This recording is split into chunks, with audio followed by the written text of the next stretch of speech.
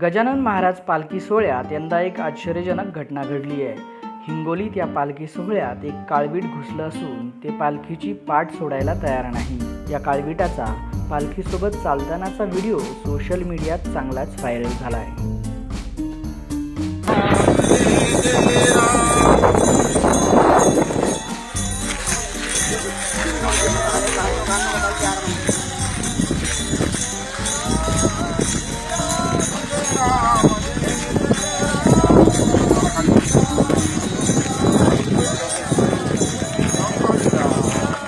आश्चर्याची गोष्ट म्हणजे पालखी जिथे मुक्कामी राहते तिथं हे काळवीट मुक्कामी राहतं। कीर्तन भजन चालू असताना महाराजांच्या पुढं बसतं। तसेच पालखीनं तिचा मुक्काम हलवला की वारकऱ्यांसोबत चालत राहतं। जसं काही वारकऱ्यांप्रमाणे त्यालाही पंढरीच्या विठुरायाची ओढ लागली आहे।